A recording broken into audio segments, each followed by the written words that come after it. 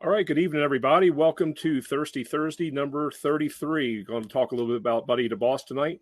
We're actually waiting for Bobby and hopefully Ben to be able to come on here in a little bit. Ben's just getting off of the back end of a 36-hour shift, and Bobby's just starting the beginning of a 36-hour shift. So hopefully they'll be here in a little bit to get us started. But as always, cheers to everyone who's tuning in. Just want to say hello to everybody. And also want to throw out a few points of congratulations. Our brother Jason Bloom and our sister Maria Berdan, they tied the knot this past week in Hawaii. So congratulations to them and cheers to them. Wishing them a long, healthy, happy, prosperous marriage. So, and also another quick shout out to brother Skip Carey. He actually sent me a very cool challenge coin. Just got it in the mail today, and his are on the way. But it's a Brothers in Two Worlds coin. Very, very cool. So we're part of a fraternal organization on two fronts, and many of us in the fire service share this. Myself, Bobby, Skip, of course, Del Baker. I can go on and on and on. There's so many. And we're very proud to have them as part of all these fraternities and be brothers in all those worlds. So tonight, as we start going out on a little bit and see some people starting to chime in. Oh, there's my brother, Ben. See some people starting to chime in a little bit. Sherry, good evening. Hey, Ben, how you doing, brother? Hey, buddy, hang on a second. I'm working out some technical difficulties. You look pretty good for working the 36, man. Something like that. Anyway, I just got it started. Just catch you up real quick. I threw out some congratulations to Jason Bloom and Maria Berdan for tying the knot, and a little shout out to Skip Carey. And I've already told folks that you're coming off of a 36 and Bobby's just starting a 36. So, it's kind of an interesting dynamic because I remember when I worked there, 36 were the taboo. So, good, bad, or indifferent. I'm glad you survived through it and that you're here tonight. So, brother Ben, cheers. Cheers, my friend. All right. So, getting back to the topic at hand, we're going to talk a little bit about some Buddy DeBoss, and more people are starting to chime on now, so that's great to see.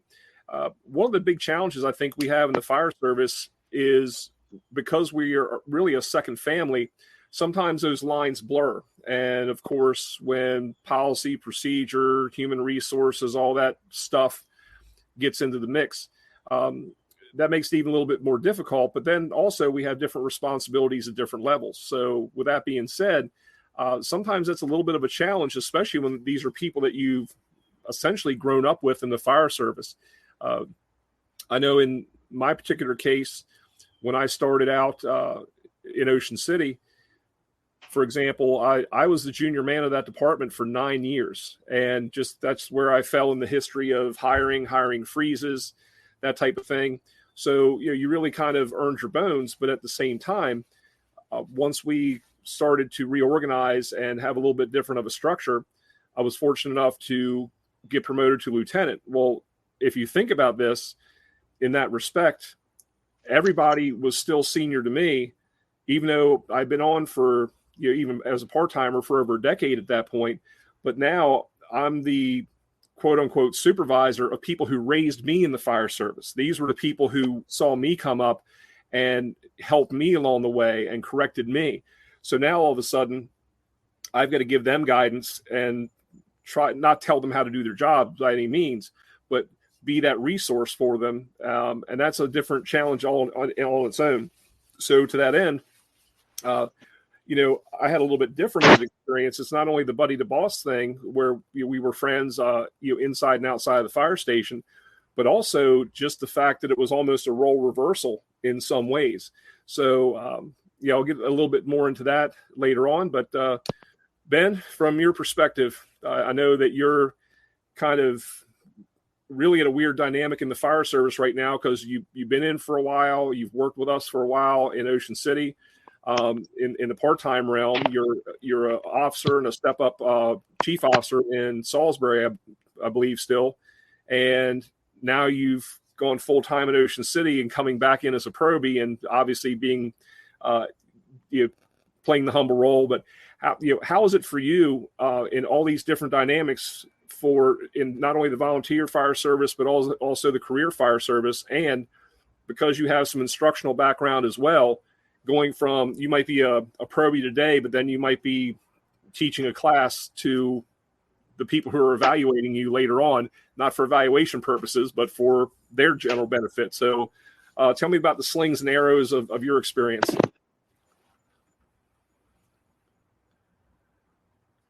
I'm not good at lip reading. I can't hear you.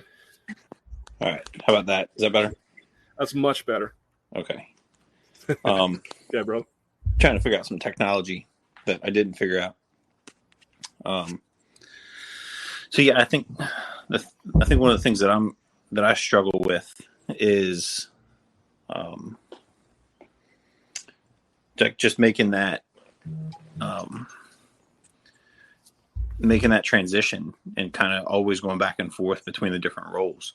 And it's one of those things that, in Salisbury, before our actings or sergeants were promoted and it was like a full-time thing, they always, like, you could be riding on a medic unit as a firefighter paramedic. It's an acting lieutenant. And then next thing you know, like, you're the engine officer. So you go from, the day half on the medic unit to the officer on the engine at night. And, the person that you were just riding with, you might have to write up. So I think it's, having those different hats, those different roles, it makes it more difficult. But how you manage those is more a function of your personality. And, like, one, you have to make sure that you're doing the right thing, and making sure that you're take care of your people. And that, you're consistent and you're fair. You can't, Trevor's my buddy, so he can do no wrong. So you gotta, like I said, take care of your people. And Trevor and I, him as a former supervisor, it was one of those things that, I didn't want to make him be a captain, be a battalion chief to me. Don't put your friends and your supervisors in that position. Working with Bobby on the same shift, and he's a lieutenant for us. It's my goal to never have to make him be Lieutenant McGee to me. And I think that's important, is, know your roles, take care of your people, and don't put them in positions where, like, they have to make a decision and they have to use their hardware. And Ben, I've got to agree with you wholeheartedly on that. And I think it comes down to mutual respect, because there's no one who sprinkles any fairy dust on your helmet or on your front piece when you get promoted to lieutenant captain, chief officer of whatever denomination. And with that, I mean, you're still trying to find your way too. And you need that support from the people that you're working with. And, I found that out as well, because, having been in that position where an extremely close friend of mine that I was working with one day, I mean, very, very close, kind of had a rectal cranial inversion, had his head up his ass on something. And it was one of those, no doubt, I've got to step in and do my job. I can't not do my job. And so, did it appropriately, but at the same time, it was one of those things where, he put me in that bad position, but that's my job. That's why they pay me dozens of dollars to be able to go out there and function these things. But nevertheless, it's one of those things where once we talked, he's like, man, I'm sorry, I shouldn't have put you in that position. I realize it now.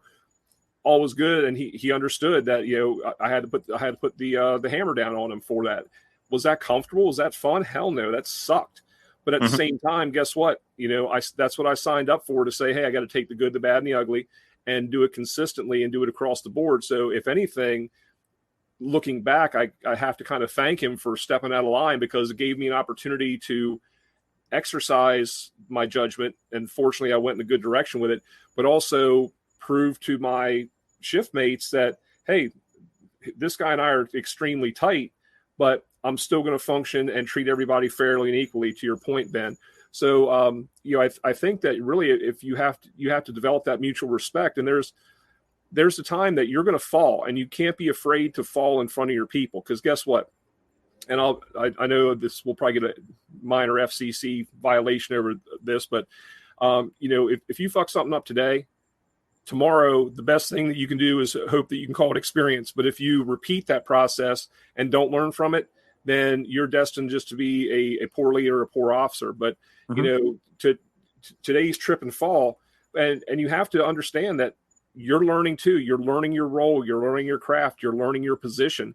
And there is no magic. There is a magic 8-ball, but there's none that actually you can shake it and tells you what to do, or that crystal ball that gives you all the foresight. And you have to go through just like everybody else. We all make the mistakes. We all make the lapses and errors in judgment.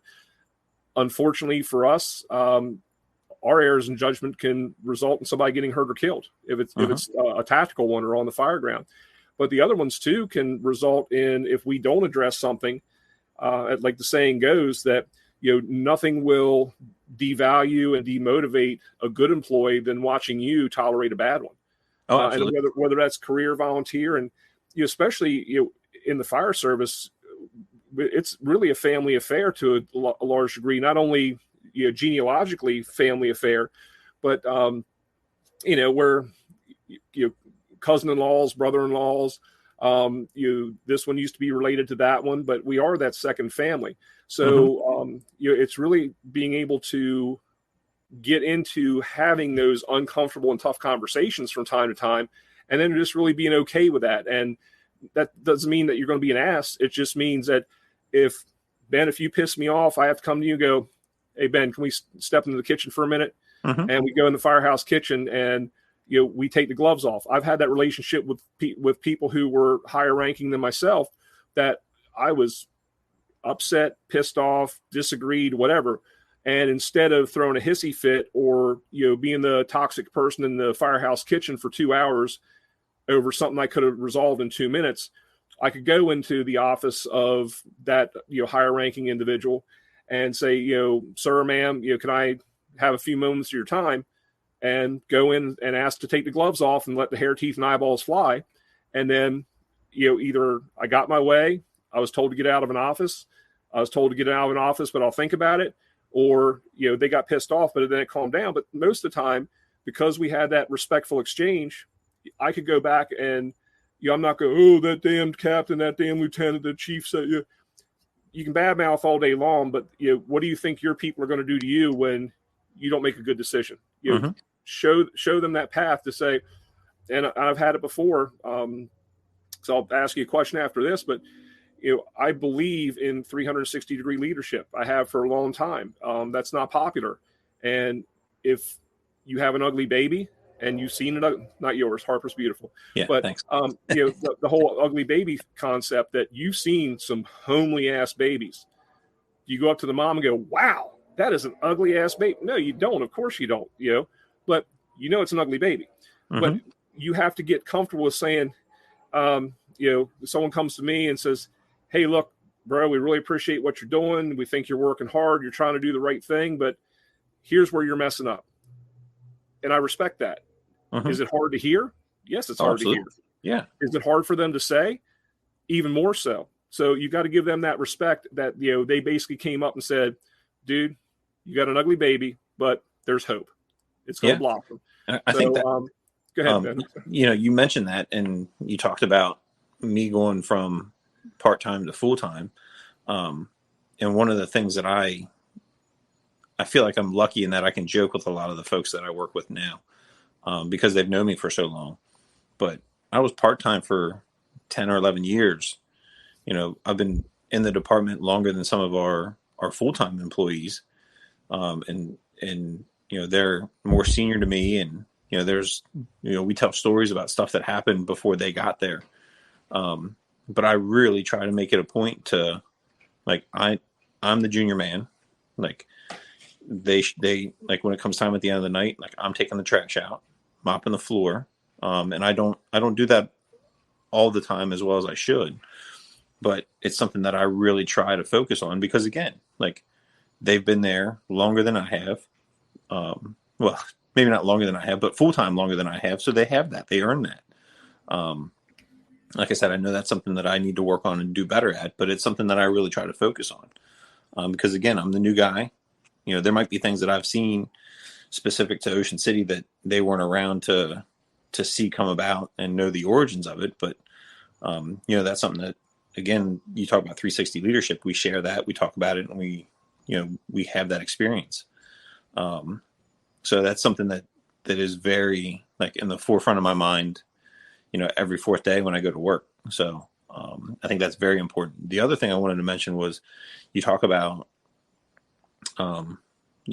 being a family and the fire service and all that kind of stuff. Well, and it is very family oriented. How many generations of families have multiple members in the fire service? You look at FDNY, you could go 5 generations of people that are in the department, and at various ranks and positions and things that they're doing.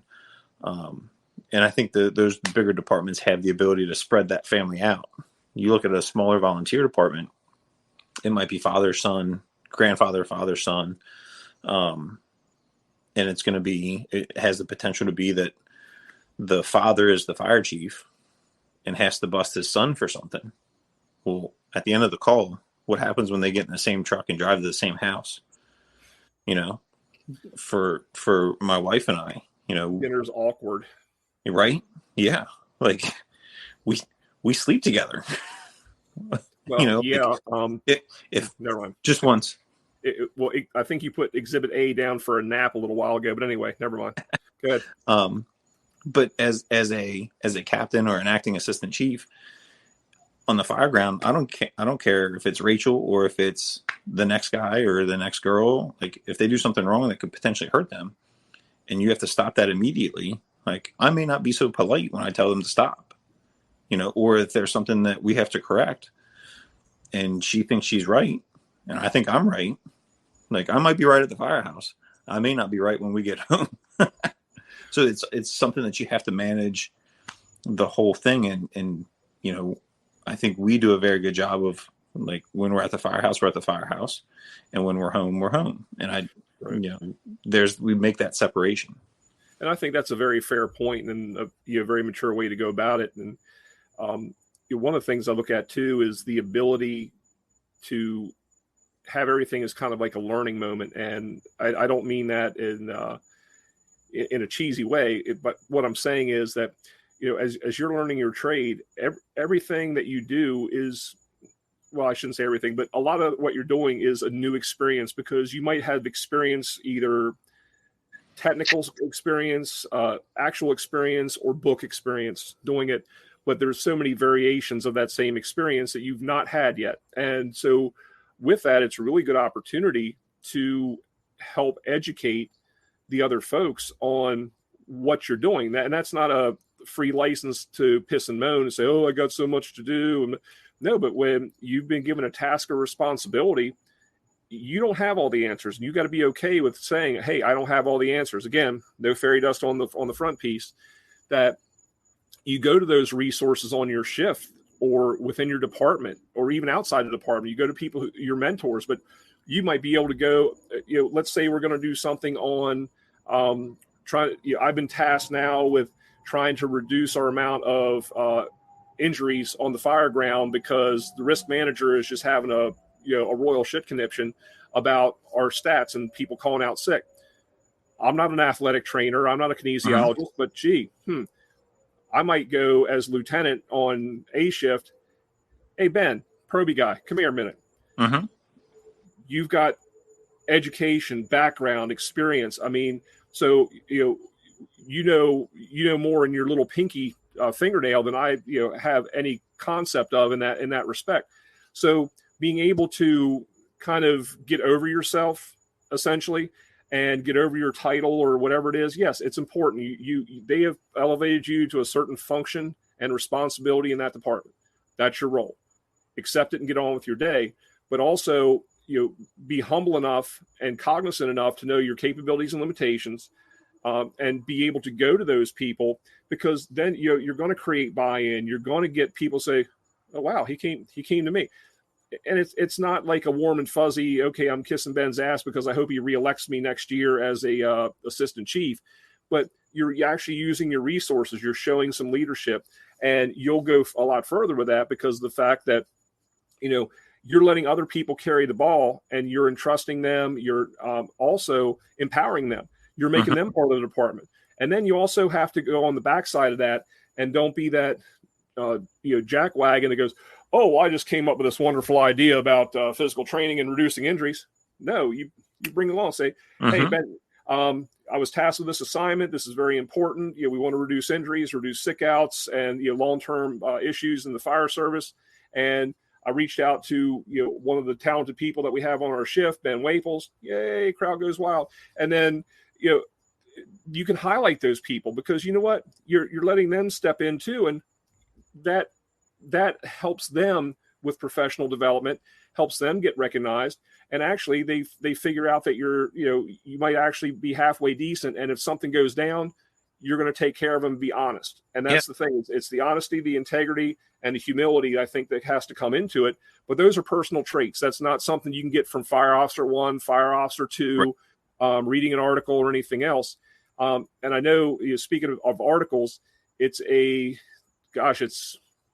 been quite a few years ago it was written, but Chase Sargent wrote a very good article and series on Buddy the Boss. And it's definitely worth reading as any kind of a foundational process. And there's people constantly who refer to that, and some people actually steal from it. But anyway, that's not, well, if you can't give it away, it's not yours, I guess. But he did a phenomenal job of identifying those things many years ago. So if anyone wants some interesting reading, go back and look. I don't have the reference right now. I wish I had looked that up. But Chase Sargent's article, I want to say it was in Fire Engineering at one point. But and I'm reading some of the comments. Brother, I was trying to keep you nameless, but yeah, okay, Timmy, yes, you were the example I was making when you said something on the radio that you really shouldn't have said. But anyway, love you, brother. But it was a great challenge, and you helped me develop. So, Brother Jershide, thank you for being a thorn in my side one day and making me do my job. It made me better in the long run. So, anyway, we got that out of the way. So, Ben, on that same topic of recruiting other people. So I'm trying to put the dog outside. Come on, Sam. All right. Well, I'm going to put some lighting on real quick because it's getting dark. We talk about recruiting those people that we might have a task within their wheelhouse. I'm fortunate I have the ability. Rachel being a teacher, has a bachelor's in education, specifically elementary ed, which works out perfectly, and we understand why she can tolerate me so well. And then in the process of getting a master's degree in special ed, so we go and we have our training nights, and at the end of the night, we get home, might have a beer, and we're talking about how it all went. And she's like, well, do you really want to know? I was like, yeah, I want to know. Why would I not? Like, why would I ask? And then like, yeah, thanks. That's great. Anyway. But in talking with her about lesson planning and instruction and delivery and, building skills and all that kind of stuff, I think it's really helped me kind of mentally prepare and get ready for and deliver our drills and training events that we've had as volunteers. Because again, like I said, every night we come home and it's like a hot wash of like, all right, give me the good, bad, the ugly. And usually we're not even out of the parking lot before I ask. I think she's getting to the point where she's like, all right, you ready? And if, depending on how I thought it went, it's either like, give me a minute, give me to the end of the driveway, or, yeah, I'm ready. Let me have it. Look at this guy. Look, Lieutenant, sir. Guess who's back? Back again. Bobby, good to see you, my brother. How you guys doing? We're Good. doing, man. Buddy? We're doing.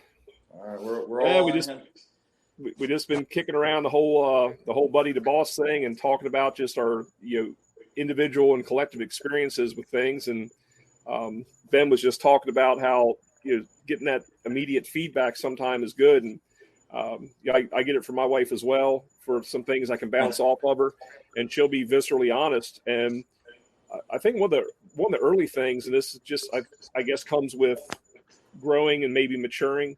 However long that might take, but being able to realize again your capabilities and limitations, and that there's a lot expected of you, and if you don't know, you don't know, and your job is to go and find out and reach out to those resources. I see that on the screen, as well, because there's things that are outside of our wheelhouse. And I'll give people like, sing his praises yet again, but people like Dougie Scott, who was definitely, a mentor when, as a young lieutenant and a young instructor, I assumed, and this is my, incorrect assumption, but I assumed that because all these people had been on the job much longer than me, that they should know a hell of a lot more than me and be better prepared and more functional.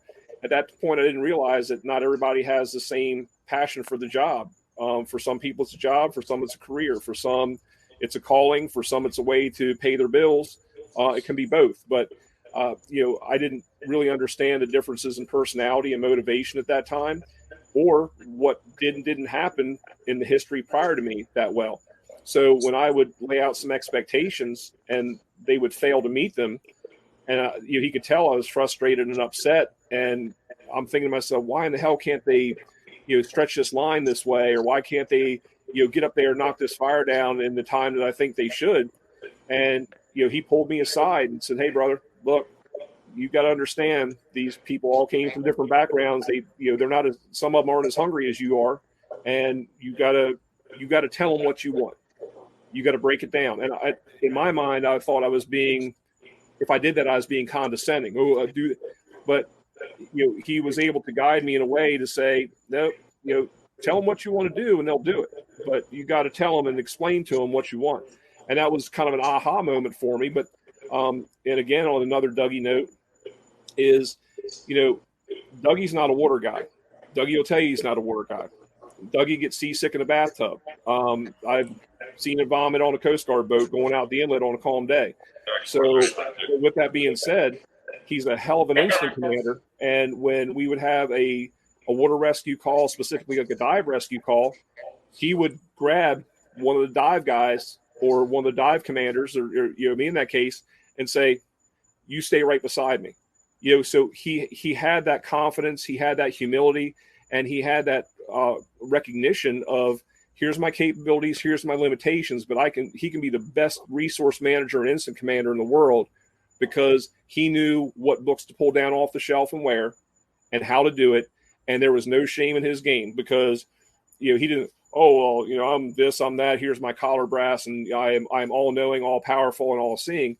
No, man, he was just a humble guy, knew what he knew what he didn't know. And if there was something he didn't know, he knew where to find out. And that's the kind of buddy to boss type thing, that kind of mentoring or that kind of mentality that just went so far in my mind. So people like a Doug Scott are just very emblematic of that in my mind. Yeah, and I think having that, being able to check your ego at the door, when you're in that position is huge. One of the things that kind of making that transition, I wanted to get your input was, when you get promoted, what are your thoughts on moving that person from like A shift to B shift, moving that new officer to a different shift? I'm very conflicted with that. And the reason being is, or the reason that I'm torn is, you're breaking up the family. And I know some departments do it just as a matter of practice. Every so many years, they put everybody in a Yahtzee cup, shake it up, and throw them out and see where they land. So everyone doesn't get too comfortable. And I understand, you don't want, if you have an A, B, C, and D shift, you don't want 4 separate fire departments running. You need consistency, but there is going to be some variation in leadership styles and the way they go about business. So, you have to balance that. You have to manage that. However, that this person's support team, the person that they've worked, I mean, they know this man's or woman's strengths, weaknesses, personality, good, the bad, and the ugly about them. They know. So when we talk, going back to the ugly baby scenario, they're the most likely ones to be able to, in a promotional or building way, be able to say, hey, brother, hey, sister, no.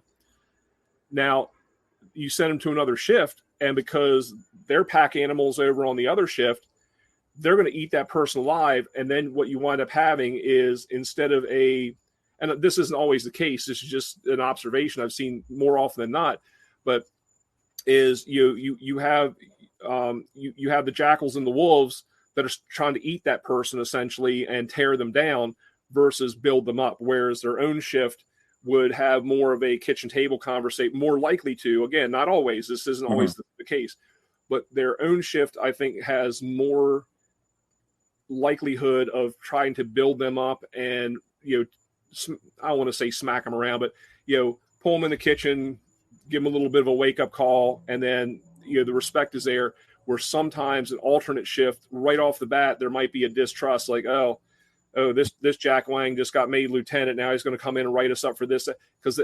But it does get people out of their comfort zones. But how many people like to get out of their comfort zone? Let's be honest about it. Right. Do the waters calm after a while? And is it beneficial for growth for that person to go to another shift and be able to deal with those intricacies of going to another shift and having to handle things in a different way? Yes. There's pros and cons to both of it. I don't have the magic bullet to pound my fist on the table and say, thou shalt do this because this is the best practice. I think you have to read the room, understand your department, the dynamics of your department. And going back to the family affair, you got to, you might not have as many options as you'd like, because now you're putting big brother in charge of little brother, or little brother in charge of big brother, or husband in charge of wife, or wife in charge of husband, or whatever dynamic there might be. So sometimes you have limited options, and you really have to be as consistent as you can, but it's going to be an inconsistent process, if that makes sense, just because there's so many tentacles and dynamics to what's going on. And especially if, if there's any potential thought of impropriety or someone not being treated well, you might have had, two people who wrote each other up, and, are you going to put them in there, let them fight it out? Or are you going to, look at the operations of your department? Because at the end of the day, you have to do what's best for the department, and then the shifts and the service we're providing. So, right. I know I gave you a roundabout answer. It was clear as mud, but I think that, again, you just have to read the room, see what's best. Yeah. I totally agree. I think there's advantages and disadvantages to both. I think it depends on who now you're speaking maturely and intelligently about what I just said. Okay, go ahead. You're good. Yeah, I'm just going to repeat everything you said, but in a different manner. That wasn't mature or intelligent. That was just a stream of consciousness. But go ahead, make it sound good. Put some bows on it. But yeah, I think depends on the person. I think it depends on their shift that they're currently on, and like where they would end up going to. And I think obviously you can't set the department up for failure, but you can also set that person up for failure. Right. And just real quick to interrupt you, to your point, Tim Jershai just put up a comment. It said it's easier to do at a big department. Small departments are exceptionally difficult because of the closeness. Mm-hmm. So, like, okay, yeah, if they shift you from A shift to C shift, it's okay, but you're still going to interface with a lot of people because as a few hundred person department in Ocean City versus a 10,000 person department where they can ship you to another borough, and the likelihood of I think that's a fair point that he made, but I'm sorry. Go ahead and continue. Yeah, absolutely. One of the things that I've always heard was, if Trevor, you're getting promoted, and you and I, we rode the medic unit all the time. We were the backstep fireman all the time. Now you're the lieutenant. Well, you get made and you stay on the shift, and you go from riding the medic unit and riding the engine together to riding the engine and then that position of responsibility. How do I make that adjustment? Did we test together and I'm pissed that you got made and I didn't? Is it, that's my boy, he's going to take care of me? Or is it great for Trevor, good for him? Now, how can we one, make sure he's successful and support him, and make sure that we as a shift move together forward, and that, we're doing the right thing. And I think it's the same thing if you end up moving shifts, like you, again, the upper echelon, the upper leadership has to make sure that they're putting that person in a position of that they're going to be successful and not setting them up for failure. Yeah, and I would agree with that. And either way, you serve at the pleasure of that department, that chief, that whomever, and you might not see the why behind why they're putting you on another shift. It may be for a very good reason. You might be the right answer to a shift that's gone wrong somewhere else. And when you go in there, you're like, oh God, what did I do to get punished with this? But they're sending you in there because they know that you can you built a great team on A shift, and now C shift is struggling and they need some direction and whatever. So they yank you off of A shift, put you on C shift because you worked yourself out of a job on A shift. You've done it. You've done such a good job of team building that they're like, wow, this guy, this woman, they've got their poop in a group. I'm going to send them across the floor, on another shift to do the same thing. So sometimes you have to take a step back. And I think our world gets too close, especially as a brand new officer, because our world exists on our shift or that station. And there's a grander scheme that we're operating in that a lot of times I just don't think that we recognize right off the bat. So with that being said, I know in Ocean City for the longest time, and this was part of the Yahtzee Cup experiment too, my shifts usually had the most special operations people. We had the most divers. We had the most hazmat techs. We had the most this. If other shifts were deficient in that and we needed to maintain minimums each day to make sure that we had consistent coverage across the city, it sucked when they broke the shift up. I mean, the band, they just broke up the band as far as we were concerned. The Beatles just went defunct in our minds. But the purpose behind some of it was to spread those people out so we had equal coverage on each shift. That's a hard concept to grasp when you live, work, and play in this little microcosm of A shift, B shift, C shift, D shift. You're not looking at the global picture. But then I think also that's incumbent upon the upper management to put the long arm on that lieutenant and say, hey, LT, we're going to transfer you to this shift, and here's why. I know they don't owe you an explanation. I know that you work for them, although I say you work with them. But if you kind of educate them like we're trying to educate the other folks on our shift, they see a larger picture. Or, hey, don't take this out of context. This is why we're moving you. This isn't a punishment. Oh, why are you sending me to that shift full of pissers, whiners, complainers, and malcontents?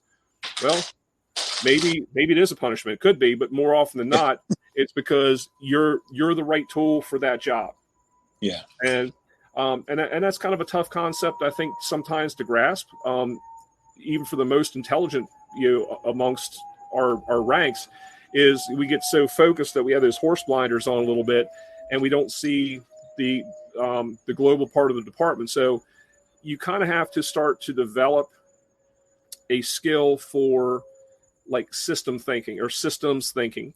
And, again, I go back to that 360 leadership where one of the slides in the presentation I have is the iconic picture of the Titanic sinking by the bow. And there's this little caption up by the stern from one of the passengers saying, wow, I'm really glad the hole's not on our end. And that's kind of where what we get into is like, screw those other guys. We have to realize that we're an entire system, and that what happens in suppression can affect EMS. What happens in EMS can affect prevention and inspection. What happens in prevention and inspection can affect training. So, whether it's a big or small department, career, volunteer, we have to understand it's an entire system, and we now are a cog in that machinery. We're part of that system. And if something goes defunct in our realm, it can affect something that we don't even see because it's on an opposite shift or with people we normally don't work with. And, to that end, and Ben, I know you probably know several people in this same dynamic. I want to talk about this real quick. What about people who, of course, because a lot of folks are eat up in the fire service, so they work career in one department and they're volunteer in another. So let's just say hypothetically, in Ocean City, I'm your boss. I'm your captain on your shift. But you and I live in Salisbury, then we go back to Salisbury, and you're my assistant chief, and I'm your guy riding backwards. So I know some of these examples. So can you talk about that dynamic just for a minute, if you're okay with it, just to say how do we work that out? Because your boss on today's shift might be, you're their boss on the following day. So how's that work? Yeah. Well, first off, that's one of the things that I'm really struggling with right now, making the transition to full-time career in Ocean City, and trying to figure out how to make it work when I come home to be a volunteer in Salisbury. I wouldn't be in the position that I'm in now if it wasn't for Salisbury. So it's a tough. Lieutenant's back. Oh, hey boss, good to see you. Look great. That's a great camera angle, sir. Your lighting is impeccable, Lieutenant. So just that whole dynamic to begin with is very difficult for me right now. But I think the way that you handle that, is it you have to be the bigger person. Like you have to be the right person. I'll never forget. I was working one day and David I'm gonna throw him right out there. David Cropper and Tommy Kane. And Tommy Kane was the lieutenant on the engine when I started, and David Cropper was his driver. They'd worked together for I don't even know how many years. Probably at that point longer than I'd been alive. Both wonderful individuals, but Tommy was the boss when they were working, and David was the volunteer fire chief when he was off. And the things that David would do, even at work, you're like, man, can you really do that? And I mean, David could. Like, part of it was that he had been in Ocean City as a career and a volunteer member for I don't even know how many years. When they were still using horses to pull the fire engines, and that's no disrespect to David. I mean, he probably knew the horses' names. Hell, he probably named them. But he had the seniority to do that kind of stuff. And it is that stuff that Tommy probably should have said, David, we can't do that. But again, Tommy had the relationship with David that he didn't have to. Tommy didn't have to be the boss. And Tommy was one of the best supervisors I've ever worked for. I think you guys would probably agree to that. He was a hell of a fireman, hell of a paramedic, wonderful lieutenant, great human being. I can't say enough about the guy. I think the world of him. So I think again, it depends on the two people, and ultimately, like, don't make me be the officer when we're working, and I won't make you be the officer when we get off. You have to handle. We talked about that, having that mutual respect for people. Yes. And Bob, just kind of catch you up real quick, so I know you've had to pop in and out, Lieutenant, sir. We were talking about the interesting and odd dynamic, and Ben had brought up an older example when we could still do both at the same time in the same department. But if people who are just eat up with the fire service, they work together as career people in one department, and then they're both volunteers in their home department, but their roles switch. So, if I'm a chief in my volunteer department, I might be a backstep guy in my career department, and vice versa for you or Ben. So, I'm supervising you today, and tomorrow, you're my boss. So, some of the things about trying to keep those separate. So, what are your thoughts, Bobby? Hang on, Bobby. Before you jump in there, we just got dinner home, so I'm going to jump off. Oh, great! Thanks, Ben. So, thank you, guys. It's always great to see you, brother. Appreciate you, man. Before we head out, for everybody that's watching the Delmarva Firewire, if you guys follow them on social media, they're going to have a little conference. I say little; it'll probably end up being huge, knowing those guys and what they're going to try and pull off in March. So check their social media and check that out. They have asked if we can participate. At some point, I need to talk to Bobby and Trevor to see if we can help support them in some way. So check out those guys.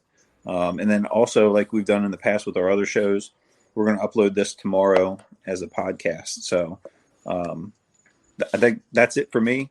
Thank you, guys. It's always good to see you, Bobby. I'll see you on Sunday. You guys be good. Take care. To everybody, we said hi. And I'll talk to you guys soon. All right, Ben. Thank you so much for popping on, brother. Get some sleep. Take care of that family. See ya. All right, brother. So yeah, Bobby, we were just kind of talking about that dynamic a little bit, where in the whole buddy to boss scheme, sometimes it goes even outside of being promoted within a department. It's that like in Ben's case, he was talking about volunteer wise, him and his wife are in the same department, and there might be a discussion right after a training drill or a call in the parking lot on the way home. So that expanded out into the conversation about where sometimes we wear the same hat or different hats in different departments, but those roles can switch. Sorry. That's you're in official capacity right now, so yeah. Well, I think that firefighting is firefighting, and I think that when we first start off in this thing, brand new, we kind of get our wings to us a little bit, and then we want to do things. We want to be officers, or we want to be leaders, especially the guys that really aspire, that really love what we do. And so we all, at some point, become a brand new officer. We may or may not be a good leader at the time, so we aspire to be a lieutenant or a captain or a chief or whatever. And I don't think that's much different between the volunteer or the career side. I think those aspirations are kind of the same. I think the skills and the skill sets are essentially all the same. So I guess what we're saying is what is the difference? And I think the difference is that the volunteer fire departments I've been involved in all involve voting at some level each year for whoever's going to be like the fire chief. So a lot of what happens in those organizations that I've been involved in is that they're held to an accountable standard by their own people that work for them to some level. When you work for a municipal department, that flip-flops a little bit. So then you can aspire for exactly the same position and up in the same place, but the fire chief is actually hired by a municipality, and so he doesn't have to worry about his members voting. Now he does have to worry about unions and things like that, and contracts and so on and so forth. But I think in what you're talking about, like shifting back and forth, is I think both you and I love fire more than we love organizations.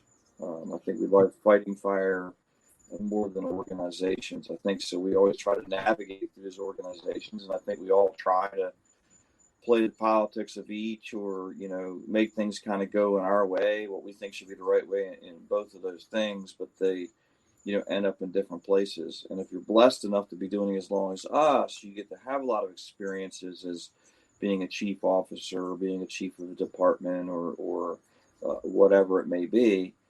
And then you can actually find out where you're happy at. And I actually found out I'm much happier at a lower level than I was at a higher level. Just for me, I really love being part of a team.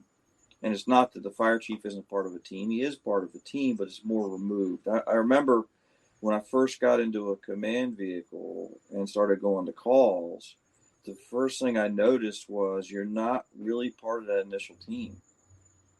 So there's a first due engine showing up, and then you show up and you're kind of like the third wheel, and there's jobs to do, and it's all very important stuff to do. But I personally like to be part of, hey, you're going to take care of running the line to the front door. I'll do the 360, blah, blah, blah, and kind of setting things up and having that set up. So I think if you're blessed enough, I think everyone should try all these different positions. I think they should try to move up. I think people should aspire for that. And then find out where you're happy in the fire service. Some people are just, we've seen, Trevor, you and I have met people who have been the most amazing fire chiefs ever. And that they're really good at it, and they do a wonderful job, and every fire department they touch is better for it. And we met captains and mid-level officers and things like that, battalion chiefs, I don't think that Ray McCormick retired unhappy that he only made it to lieutenant. I don't think that Mike Dugan retired thinking, oh man, I only made it to captain. I think those guys were so happy where they were and what their world was that they were okay with it. It doesn't mean you don't have a great respect for John Salkas of the world. You know what I mean? And it just was different jobs in the fire department. So I guess to try to sum it up, I think that, each one of us is just part of a small part of a big team. And so when you're talking about your buddy to boss stuff, you know, you're each part of a big team. Are you going to be a good supervised individual? In other words, are you not going to disrupt your officer every single day of the week and try to push the envelope every single day of the week? Are you going to be a good supervisor? Be honest with your people, you know, kind of lay out where you would like them to go, or are you going to mislead them, you know, and not always intentionally, but it happens. So my gut feeling is there's not a lot of difference between the volunteer and career side for that, but I think there's a lot of difference in what, you know, when you're paying your mortgage with your pay, it makes a difference. I think it does. When you're sacrificing your time away from your family for free, I think it makes a difference. I think those are all valid reasons to have different thought processes for what you're trying to push through, or how hard you push through, or how hard you push back, I guess. So I don't know if that answers your question or not. No, no, Bobby, it really does. And, you know, I think the biggest thing, like we had talked about throughout this podcast, is staying mission focused and focusing on why we're there and what we're doing, regardless of whether it's career, volunteer, I'm your boss today, you're my boss tomorrow. All that's kind of immaterial. And going back to your concept of team, and we love being part of that smaller team, that engine company, that truck company, that heavy rescue, whatever it is, because we know what our job and our position is, and we play that position. And what we talked about a little bit earlier too is, you know, when you get promoted to lieutenant, captain, whatever, you're playing a different position on that team. Now you can play some of the other positions. You've done that, hopefully, or, you know, throughout your career, that you haven't, you know, flown under the radar and all of a sudden got promoted out of credentialing. But the whole process is, you know, if I'm playing if I'm on a soccer team, and all of a sudden, you know, I'm going from offense to defense, or a football team, same thing. I've got to learn that position. Yeah, I'm a football player, just like I'm a firefighter, but I've got to learn that position. And guess what?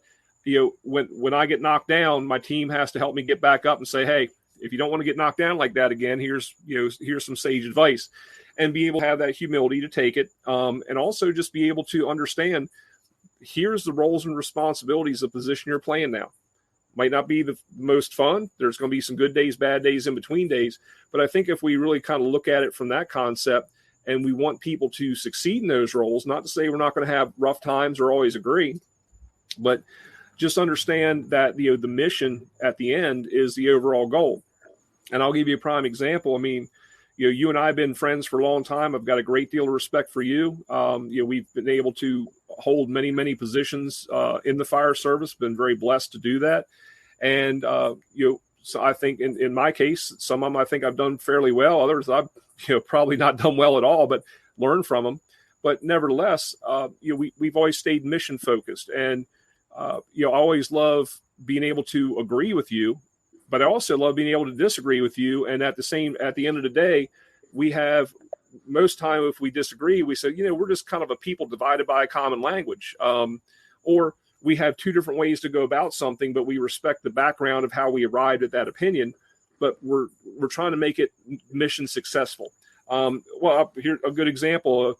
You know, you and I differ a little bit on when we were talking about building construction. You know, you're talking about type 1, 2, 3, 4, and I would call out you know, masonry, wood frame, masonry clad frame. What, at the end of the day, we just want to know what the damn thing's made out of, so we know how it's going to react under fire conditions. That's our common ground. So instead of that, all that damn Lieutenant McGee, you know, he's just such a hard. No, the guy's pretty freaking smart, and if that's the way he processes this, and he can regurgitate it to me, and I can understand it, guess what? We're doing good. And so I think that we need to look at that too. And Bennett asked a question earlier, which I thought was great, about, you know, is it good to, when someone gets promoted, to remove them from the shift they've been working on and transplant them somewhere else, or leave them be? And, you know, we talked about the pros and cons of that, but you know, what are your thoughts on that, Bobby, in the last couple of minutes that we have? I think, I don't know what to think about that. I think it's tough if you're already hanging out with people, and you're their coworkers, and then all of a sudden you're kind of their boss. However, you know, in your and I's world, and I recommend this to anybody that's watching that really wants to promote up or move up, is I really, really think that you need to be an instructor first. I think that you need to try to be a proficient firefighter.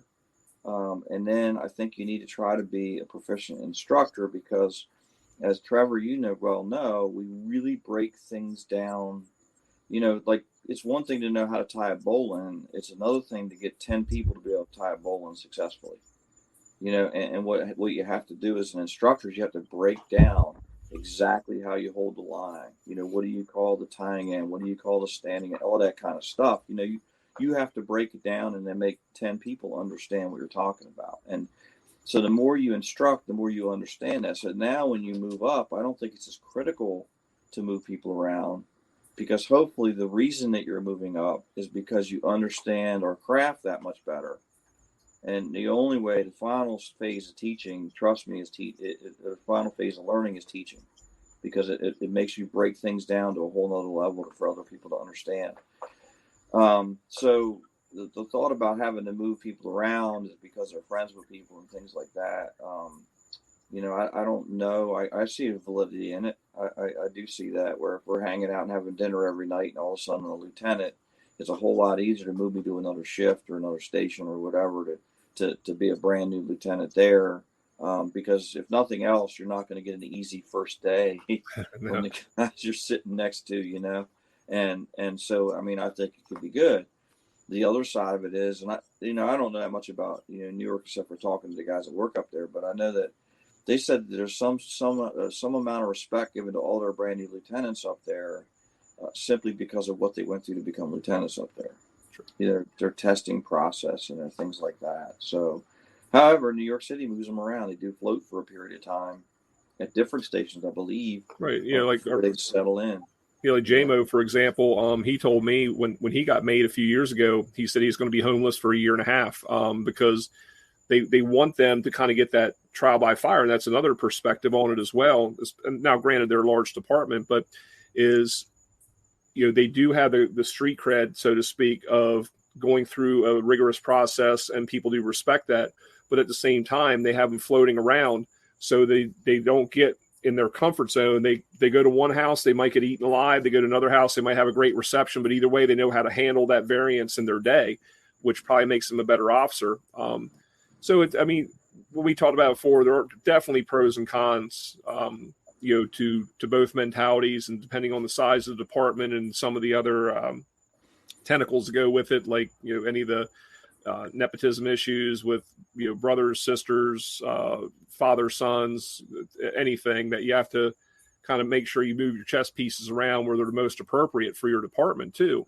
And I don't think you were on quite yet, Bobby, but we talked about if they do move you, it's not necessarily a punishment. It might be because you did a great job of team building on your shift before, or they need a specific skill set or personality on another shift for the greater good of the department or the operations of something. And no one ever likes to get outside of their norm or their comfort zone, but sometimes it's done for a purpose. And I just think from a management standpoint, we may be better served to explain the why behind it. Not again, sometimes the administration gets a little snarky about that. Well, we don't have to explain ourselves. We're the management.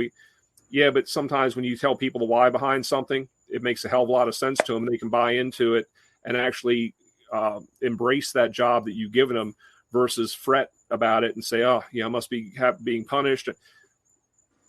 I'm not worried about people's insecurities on that end, but what I'm saying is there might be a very, very legitimate reason why you've drawn in your mind what is the short straw assignment. It might be for the greater good of the department from time to time, or sometimes they might just be getting back at you for something you said 2 years ago. You never know. So. Yeah, I think, I think what we need to also discuss a little bit before we get finished up here is, when you become an officer in a fire department, being an officer is probably three different things. To me, it is. Not to everybody, but to me, it is. One thing is people got to be able to know that you can do the job. I think in the fire service, that's really a big litmus test for even new supervisors, is that, hey, this guy can do the job. Don't know if he's a good supervisor yet or not, but he can kind of do the job, And I think, the second thing is is being a good example. I think that not only can you do the job, but if it's important to you that your guys show up 30 minutes before shift, then you should probably show up 30 minutes before shift. So I think the second thing I think is kind of you just need to be the example. You need to be the one that's willing to be the first one to go out and start checking the rigs, or the first one to get up. Oh, the floor looks dirty, we're going to clean it. The first one to grab the brush or to grab the broom or whatever it may be. And I think that's I think that's critically important. But all of that is not really the hard part. The hard part is being a officer, being a manager is really about difficult conversations.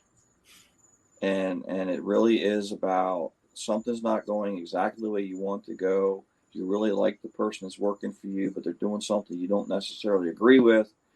How do you have that difficult conversation that I don't agree with what you're doing, things like that. And that was the hardest thing for me to learn. For years and years and years, I tried to avoid those difficult conversations.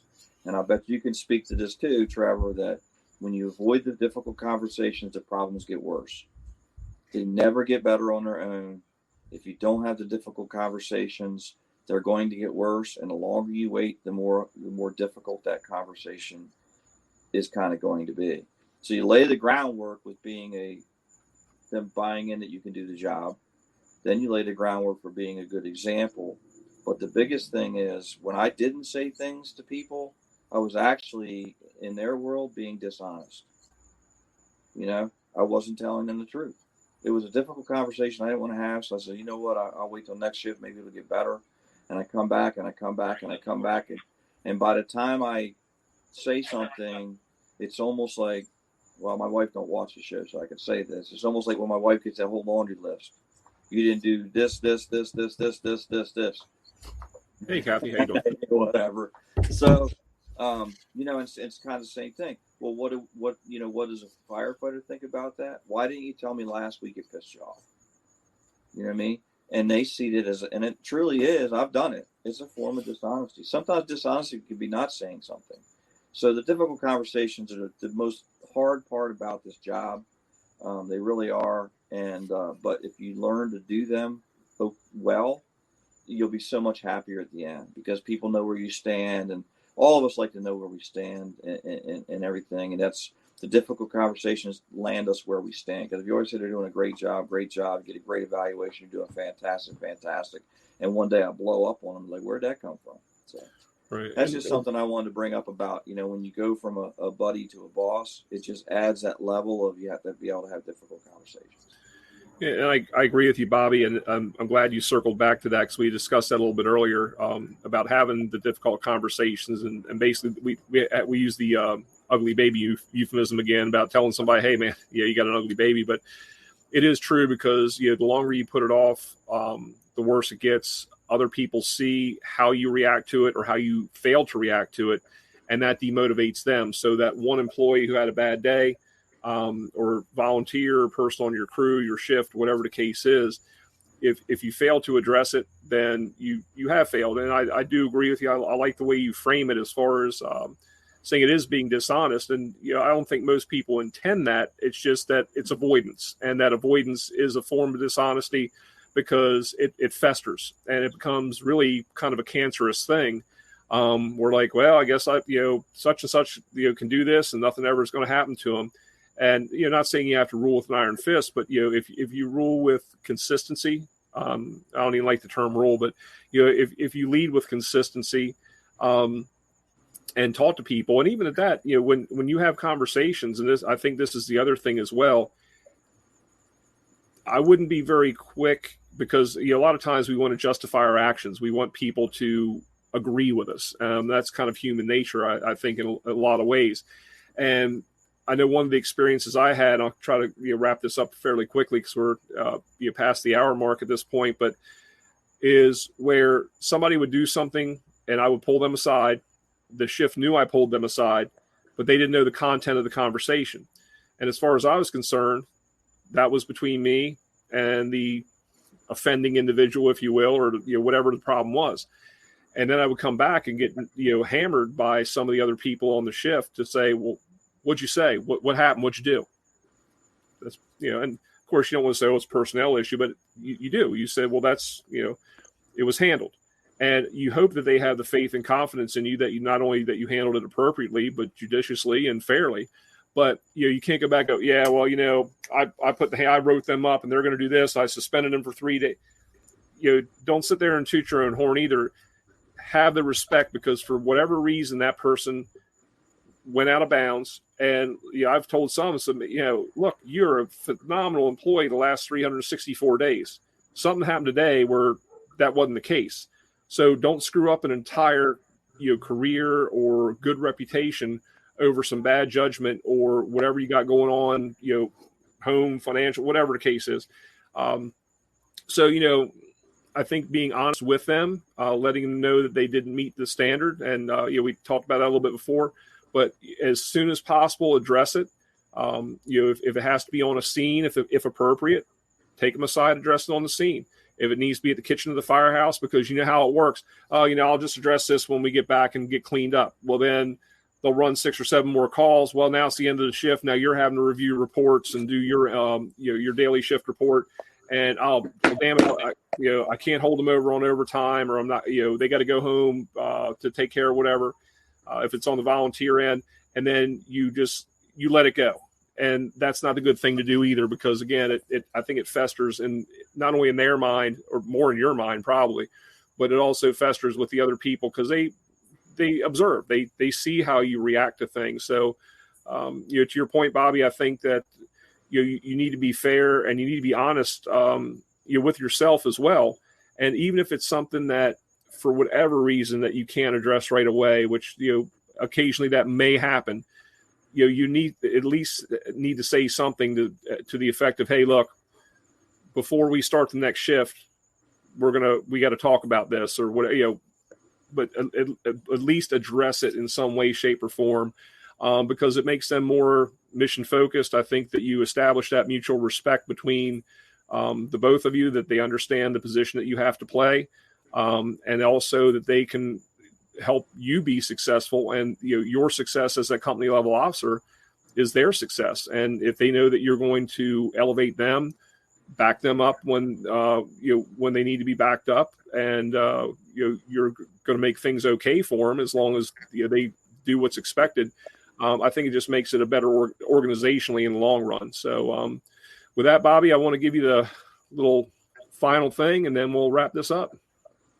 Yeah, I agree, Trevor. I think if you develop a groundwork in yourself as a firefighter, to be introspective. In other words, after you do a fire, be honest with yourself about what went well, what didn't go well. I dropped the hand line. I didn't do that right. What can I do to make that better? If you just carry that on, and then as you become an officer, you do the same thing. As you interact with people, just think honestly to yourself after you get done. What did I do well? What did I do wrong? And try to be better that next time you have to have that difficult conversation. I think we're all always growing and we're always going. My parting thought is, the fire service, the medical industry taking a beating. We've had a crazy couple of years around here, to make the biggest understatement in the world. And for me, doing this for a living for almost 32 years, I just want to tell everybody that this job is still very much worth it. Things are definitely going to get better for all of us. People are hiring, places are hiring all over the place. If you want to make that jump, this is the time to do it. This is not going to be like this forever. And, the fire service, your citizens need you. The fire service needs everybody to kind of to do our thing, man. So if you've been looking at it, thinking about, going to a full-time career job, or if you've been thinking about going and being a volunteer in a bigger firehouse or whatever, go do it. This job is worth it. I don't regret a single day of doing this for a living. I don't regret my EMS side. I don't regret my fire side, none of it. And I think that in this time, the opportunities for you to get your foot in the door are as best as they can ever be. Lots of people retiring, so you guys can move up in positions of authority. This is the best time to do that too. This too shall pass. So join the fire service, move up, move in, be part of this, because I'm telling you, it's, and Trevor, you can say whatever you think, but it's been totally worth it to me. And I'll never, I'll always remember all these times and things like that. And COVID, all this stuff has not changed it for me at all. I still love what we do. So everyone needs to kind of settle down a little bit and come back. This is a great place to work. And Bobby, I couldn't agree with you more. I've got 34 years in this industry now, which is still hard for me to believe that I can even say that. And I've loved it from the first day, and even through today, the past week. Not that we've had the greatest days sometimes. This past week for me, quite honestly, it's like you get knocked down, and then you get up, you get knocked down again, you get up, you get knocked down again, but then you take that step back and go, wow, the reason I'm getting knocked down is because I'm doing things. If you can't make wine unless you squeeze a grape, you can't make a diamond unless you squeeze some coal. So when you're under pressure, you're in a place of great transformation. If you look at it, what's it going to become? What's that pressure going to become? And but just tonight, this is like a little miniature FDIC for me, where I get to see my brother Bobby, my brother Ben, see all the people on the screen that are chiming in, and it brings you right back. And it was so ironic. I'll tell you this quick story. Not having the greatest week at work. A lot of political. Well, I can't say it. Kind of horse shit. Okay. Well, anyway, there's a lot of political stuff going on, at work, and it's just, one thing after another, getting, kind of downtrodden and frustrated. And then, I found out that we have this massive amount of acquired structures coming up, this big development that's going to go on with 5 buildings, next door to each other. Kind of excited about that, being the training geek and everything else. And I invited some other departments to come over and look at the buildings, because there's more structure than we could possibly use, and we'll demolish it, do every bit of destructive training we possibly can. I don't want to squander any of it. And my wife she's training for a half marathon coming up, and she had run 12 miles and ended up in the town that I work in. So that'd be good, because what I'll do is, by the time you get there, you meet with this captain from a neighboring department about this training, come on down and, come down to the site where we're going to be. And when we get done, we'll have lunch, and that'll be the end of my day. I'll take off early. And she knows, the week that I've kind of had. And then she goes, man, she said, you were a completely different person when you were talking to that captain from, X department. I said, what do you mean? She goes, just, your energy, your happiness, this, because you're talking training and this. I was like, and it dawned on me. It's like, that other stuff didn't really make a freaking difference at all. This is the stuff that's cool. So, you look at it. The biggest advice I could possibly give is to, reach out to your brothers and sisters in the industry. When I need to kind of reset myself a little bit, I'll reach out to people like a Bobby McGee or a Ben Waples or a Dougie Scott or a Del Baker, all these different people.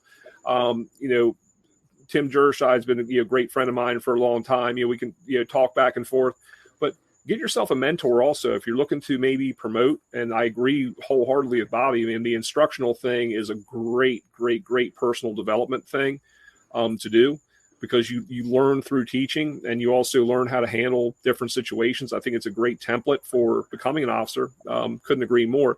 But get yourself that mentor that you can reach out to, because when you're not quite sure, nobody has all the answers. But the more we network, the more we talk to each other, the better we become, and we can pick those best practices from people. And that's why I I started sending them prior to COVID. Now I'm getting ready to redo it, but I was sending my shift commanders down to West Palm Beach. They're older, very established department. They're the oldest department in South Florida.